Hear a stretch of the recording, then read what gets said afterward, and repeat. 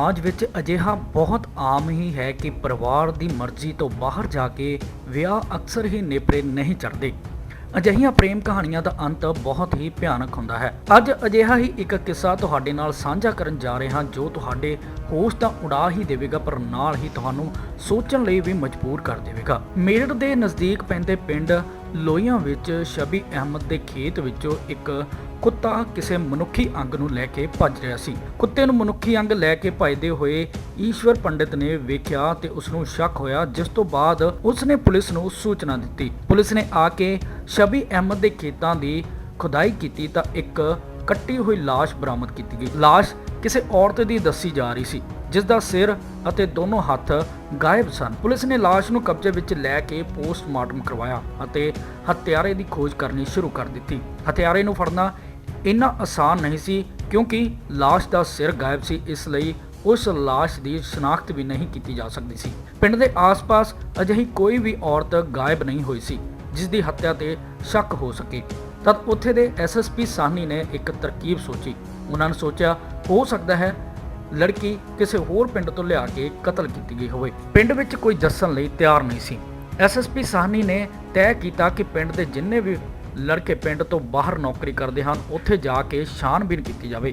ਉੱਥੇ ਦੇ ਸਾਰੇ ਥਾਣਿਆਂ ਨਾਲ ਸੰਪਰਕ ਕਰਕੇ ਪਤਾ ਕੀਤਾ ਜਾਵੇ ਕਿ ਉੱਥੇ ਕਿਸੇ ਲੜਕੀ ਦੇ ਗੁੰਮਸ਼ੁਦਗੀ ਦੀ ਰਿਪੋਰਟ ਤਾਂ ਨਹੀਂ ਦਰਜ। ਐਸਐਸਪੀ ਸਾਨੀ ਦੀ ਇਹ ਯੋਜਨਾ ਕੰਮ ਕਰ ਗਈ ਅਤੇ ਪੰਜਾਬ ਵਿੱਚ ਲੁਧਿਆਣਾ ਤੋਂ ਇੱਕ 23 ਸਾਲਾਂ ਦੀ ਲੜਕੀ ਦੇ ਗਾਇਬ ਹੋਣ ਦੀ ਸੂਚਨਾ ਮਿਲੀ ਸੀ। ਲੁਧਿਆਣਾ ਦੇ ਮੋਤੀ ਨਗਰ ਥਾਣੇ ਵਿੱਚ ਇਸ ਲੜਕੀ ਦੇ ਗਾਇਬ ਹੋਣ ਦੀ ਰਿਪੋਰਟ ਦਰਜ ਕੀਤੀ ਗਈ ਸੀ ਜੋ ਕਿ ਬੀਕਾਮ ਦੇ ਦੂਸਰੇ ਸਾਲ ਦੀ ਵਿਦਿਆਰਥਣ ਸੀ। ਇਸ ਦੇ ਬਾਅਦ ਪੁਲਿਸ ਨੇ ਲੜਕੀ ਦੇ ਪਰਿਵਾਰ ਨਾਲ ਕੜੀ ਜੋੜਦੇ ਹੋਏ ਜੋ ਜਾਂਚ ਪੜਤਾਲ ਕੀਤੀ ਉਸ ਤੋਂ ਜੋ ਕਹਾਣੀ ਨਿਕਲ ਕੇ ਸਾਹਮਣੇ ਆਈ ਉਸ ਨੇ ਸਭ ਦੇ ਹੋਸ਼ ਉਡਾ ਦਿੱਤੇ। ਪੀੜਤ ਲੜਕੀ ਏਕਤਾ ਦੇਸ਼ਵਾਲ ਸੰਬਰਾਮ ਆਪਣੇ ਚੰਗੇ ਪੜ੍ਹੇ ਲਿਖੇ ਪਰਿਵਾਰ ਦੀ ਲੜਕੀ ਸੀ ਜੋ ਬੀਕਾਮ ਦੇ ਦੂਸਰੇ ਸਾਲ ਦੀ ਵਿਦਿਆਰਥਣ ਸੀ। ਉੱਥੇ ਹੀ ਉਸਦੇ ਸੰਪਰਕ ਵਿੱਚ ਸ਼ਾਕਿਬ ਅਹਿਮਦ ਆਇਆ। ਸ਼ਾਕਿਬ ਅਹਿਮਦ ਉੱਥੇ ਨੌਕਰੀ ਕਰਦਾ ਸੀ ਪਰ ਉਸਨੇ ਆਪਣਾ ਕੰਮ ਅਤੇ ਪਹਿਚਾਣ ਦੋਨੋਂ ਏਕਤਾ ਤੋਂ ਛੁਪਾ ਕੇ ਰੱਖੀਆਂ ਸਨ। ਉਸਨੇ ਏਕਤਾ ਨੂੰ ਆਪਣਾ ਨਾਮ ਅਮਨ ਦੱਸਿਆ ਸੀ। ਸ਼ਾਕਿਬ ਨੇ ਉਸ ਨੂੰ ਆਪਣੇ ਪ੍ਰੇਮ ਜਾਲ ਵਿੱਚ ਅਜਿਹਾ ਫਸਾਇਆ ਕਿ ਏਕਤਾ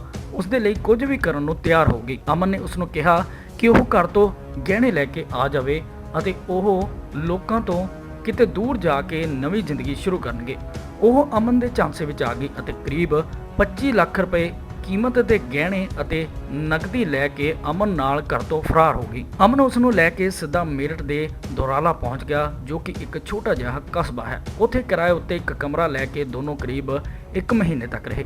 ਇਸ ਦੇ ਬਾਅਦ ਈਦ ਮੌਕੇ ਅਮਨ ਉਸ ਨੂੰ ਲੈ ਕੇ ਆਪਣੇ ਘਰ ਗਿਆ ਜਿੱਥੇ ਏਕਤਾ ਨੂੰ ਉਸਦੀ ਅਸਲੀਅਤ ਦਾ ਪਤਾ ਲੱਗਿਆ ਕਿ ਉਹ ਅਮਨ ਨਹੀਂ ਸਗੋਂ ਸ਼ਾਕਿਬ ਹੈ। ਅਮਨ ਦੇ ਬੇਨਕਾਬ ਹੁੰਦੇ ਹੀ ਏਕਤਾ ਨੂੰ ਬਹੁਤ ਸਦਮਾ ਲੱਗਿਆ। ਈਦ ਦੇ ਦਿਨ ਦੋਨਾਂ ਵਿੱਚ ਲਗਾਤਾਰ ਸਾਰਾ ਦਿਨ ਲੜਾਈ ਹੁੰਦੀ ਰਹੀ। ਸ਼ਾਕਿਬ ਹੁਣ ਸਮਝ ਗਿਆ ਸੀ ਕਿ ਹੁਣ ਇਸ ਨੂੰ ਰਸਤੇ ਤੋਂ ਹਟਾਉਣ ਦਾ ਸਮਾਂ ਆ ਗਿਆ ਹੈ। ਬਿਨਾਂ ਉਸ ਨੂੰ ਰਸਤੇ ਤੋਂ ਹਟਾਏ ਉਸ ਨੂੰ 25 ਲੱਖ ਦੇ ਗਹਿਣੇ ਵੀ ਨਹੀਂ ਮਿਲਨੇ ਸਨ ਅਤੇ ਉਸ ਦਾ ਲਵ ਜਿਹਾਦ ਦਾ ਮਕਸਦ ਵੀ ਪੂਰਾ ਨਹੀਂ ਹੋਣਾ ਸੀ। ਉੱਥੇ ਹੀ ਜੇਕਰ ਲੜਕੀ ਭੱਜ ਜਾਂਦੀ ਤਾਂ ਉਸ ਦਾ ਘਿਨਾਉਣਾ ਚਿਹਰਾ ਵੀ ਬੇਨਕਾਬ ਹੋ ਜਾਣਾ ਸੀ ਅਤੇ 25 ਲੱਖ ਦਾ ਘਾਟਾ ਵੀ ਹੋਣਾ ਸੀ।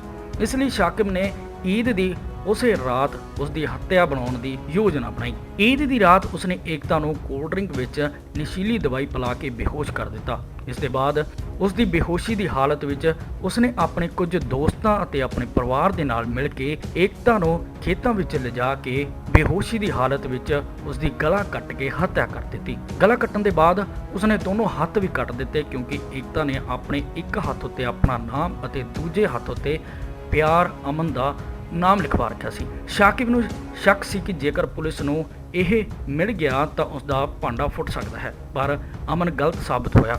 ਸਾਲ ਭਰ ਬਾਅਦ ਹੀ ਸਹੀ ਪਰ ਉਸ ਦਾ ਭਾਂਡਾ ਜ਼ਰੂਰ ਫੁੱਟਿਆ। ਅੱਜ ਉਸ ਸਿਰ ਕੱਟੀ ਲਾਸ਼ ਦੇ ਰਹੱਸ ਤੋਂ ਪਰਦਾ ਉੱਠ ਚੁੱਕਿਆ ਹੈ ਅਤੇ ਸ਼ਾਕਿਬ ਆਪਣੇ ਦੋਸਤਾਂ ਤੇ ਪਰਿਵਾਰ ਦੇ ਕੁਝ ਲੋਕਾਂ ਸਹਿਤ ਪੁਲਿਸ ਦੀ ਗ੍ਰਿਫਤ ਵਿੱਚ ਹੈ। ਇਸ ਵੀਡੀਓ ਵਿੱਚ ਏਕਤਾ ਦੇਸ਼ਵਾਲ ਦੇ ਮਾਂ-ਬਾਪ ਹਨ ਅਤੇ ਵੀਡੀਓ ਵਿੱਚ ਜੋ ਸਾਹਮਣੇ ਟੇਬਲ ਤੇ ਕੁਝ ਕੱਪੜਿਆਂ ਵਿੱਚ ਲਪੇਟ ਕੇ ਰੱਖਿਆ ਗਿਆ ਹੈ ਉਹ ਫੋੜਾ ਕੱਸੀ ਹੈ ਜਿਸ ਦੇ ਨਾਲ ਟੋਆ ਪੁੱਟ ਕੇ ਏਕਤਾ ਦੀ ਲਾਸ਼ ਨੂੰ ਦਫਨ ਕੀਤਾ ਗਿਆ ਸੀ। ਤਾਜ਼ਾ ਖੁਲਾਸਾ ਇਹ ਹੈ ਕਿ ਏਕਤਾ ਦੀ ਹੱਤਿਆ ਵਿੱਚ ਸ਼ਾਕਿਬ ਦੇ ਭਰਾ ਮੁਸਰਤ, ਪਿਤਾ ਮੁਸਤਕੀਮ, ਭਰਜਾਈ ਰੇਸ਼ਮਾ ਅਤੇ ਇਸਤਮਤ ਦੀ ਪਤਨੀ ਮੁਸਰਤ ਵੀ ਸ਼ਾਮਿਲ ਸਨ।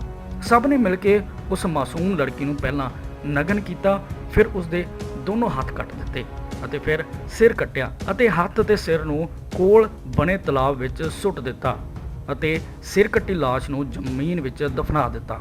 ਇੰਤਹਾ ਤਾਂ ਉਦੋਂ ਹੋ ਗਈ ਜਦੋਂ ਇਸ ਦੇ ਬਾਅਦ ਵੀ ਸ਼ਾਕਿਬ ਏਕਤਾ ਦਾ ਮੋਬਾਈਲ ਆਪਰੇਟ ਕਰਦਾ ਰਿਹਾ, ਉਸ ਦਾ ਫੇਸਬੁੱਕ ਅਕਾਊਂਟ ਵੀ ਚਲਾਉਂਦਾ ਰਿਹਾ। ਏਕਤਾ ਬਣ ਕੇ ਉਹ ਏਕਤਾ ਦੇ ਘਰ ਵਾਲਿਆਂ ਨੂੰ ਮੈਸੇਜ ਦੇ ਰਿਪਲਾਈ ਵੀ ਕਰਦਾ ਰਿਹਾ ਤੇ ਘਰ ਵਾਲਿਆਂ ਨੂੰ ਲੱਗਦਾ ਰਿਹਾ ਕਿ ਉਹਨਾਂ ਦੀ ਧੀ ਭੱਜ ਕੇ ਜ਼ਰੂਰ ਗਈ ਹੈ ਪਰ ਅਮਨ ਦੇ ਨਾਲ ਖੁਸ਼ ਹੈ। ਪਰ 20 ਮਈ ਨੂੰ ਜਦੋਂ ਪਹਿਲੀ ਵਾਰ ਪੁਲਿਸ ਦਾ ਫੋਨ ਆਇਆ ਤਾਂ ਘਰ ਵਾਲਿਆਂ ਦੇ ਹੋਸ਼ ਉੱਡ ਗਏ। ਪਰ ਹੁਣ ਘਰ ਵਾਲੇ ਕਰ ਵੀ ਕੀ ਸਕਦੇ ਸਨ?